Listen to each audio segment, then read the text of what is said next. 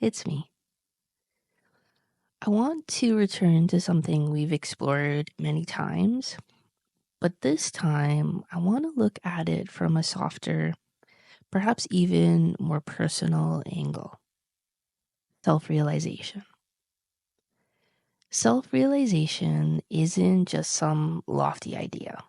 It's about finally allowing all the beauty and wisdom that's been sleeping inside you to come alive. It's the moment the thinking mind, the part of you that tries so hard to figure everything out, makes peace with the parts of you it doesn't fully understand. Your feelings, your intuition, your creativity, your soul. Here's the thing. Most of us don't trust those parts. There's a quiet battle going on inside us. One where we cling tightly to control, to logic, to willpower, and push away the spontaneous, the emotional, the unknown. We don't mean to. We often don't even realize we're doing it. But we mistake surface reactions for real feelings, and we get scared of anything that doesn't obey the rules of our rational mind. Why? Why would we fear the very parts of us that give life its deepest meaning? Because somewhere along the way, we learned that if we're not in control, something bad might happen. We believe, consciously or not, that being healthy, safe, and successful means always steering the ship, never letting go of the wheel. Ironically, this tight grip keeps us from discovering what we're truly capable of. Trying to live from ego alone creates imbalance. The more we control, the more disconnected we feel. Life becomes shallow, rigid, anxious, like we're a shell held together by effort, not energy. And the more life slips through our fingers, the more we double down on control, caught in a loop that only takes us further from our center. What's missing isn't more control, it's trust. You see, the creative force inside you is always running. It never stops. It's like a river that's either flowing through truth or through illusion. And when it flows through illusion, like old wounds, false beliefs, unconscious fears, it can take you to painful places. That's when the spontaneous feels dangerous. That's when you say, I can't trust what's inside me. Now, here's the pivot point. Those destructive patterns are not caused by the creative force. They're caused by the direction it's being channeled in. Think of your mind like the rudder and your soul like the wind. When your inner compass is clouded by false ideas, the wind still blows. It's just that it pushes you in circles or toward pain. If you clean the lens, if you start to see clearly, the same wind, that same involuntary force, becomes your greatest ally. So, how do we shift from fear to trust?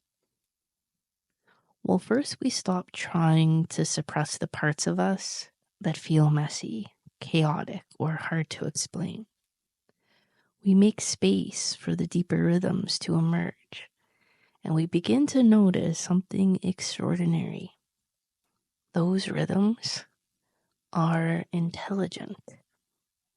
Just like your heart beats, your lungs breathe, your liver cleanses, without your conscious input. There are parts of your inner world that also self-regulate. If only you'd let them. Letting go is not reckless. It's not the same as abandoning responsibility. In fact, it's an incredibly mature act. Because what we're letting go of is not truth. We're letting go of the illusion that only our willpower can keep us safe. Letting go works when it's paired with radical honesty, with the discipline to look at ourselves fully, when we use our ego faculties not to dominate, but to choose integrity, to be truthful, to take care of the body and the mind, then the involuntary can begin to emerge in its purest form. Feelings, creativity, inspiration, they all grow. They evolve. They're not perfect from the start, but just like a child learning to walk, when we give them room to move, they find their strength. And that strength is the power that makes life rich and full and meaningful. Now, there's one last fear we need to talk about. It's not just the fear of our darkness, it's the fear of our light. Now, strange as it sounds, many of us are more afraid of the goodness, the love, the joy inside us than we are of our anger or shame. Because if we surrender to that goodness, what will it ask of us? Where will it take us? Will we still be in control? There's a fear that if we let love in, we might be hurt. If we open our heart, we might be rejected.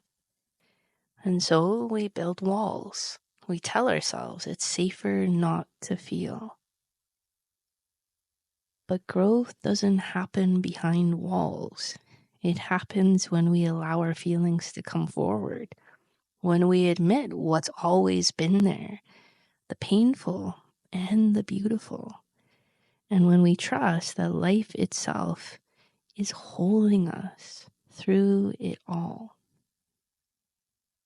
Yeah, some feelings may be immature or distorted at first.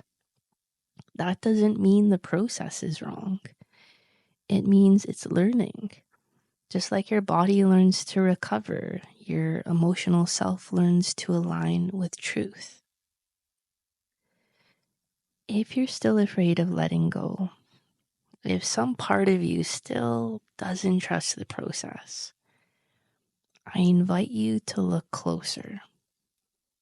Look with compassion. You might find that what you're truly afraid of isn't chaos, it's surrender.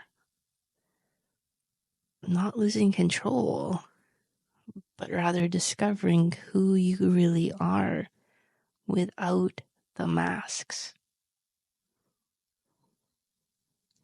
Real self-realization is like a dance between discipline and flow. It's the willingness to tell the truth about who you are, even when it's uncomfortable. It's the courage to give your best self to life, not as a performance, as a gift. So take this with you.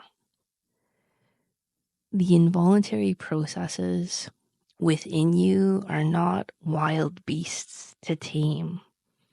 They are sacred rivers to trust. They know where to go, and they only ask that you stop blocking the way. You can begin living from the inside out. You can stop performing and start being. You can release the grip and discover that life carries you better than fear ever could. You are held. Love you. Connect soon.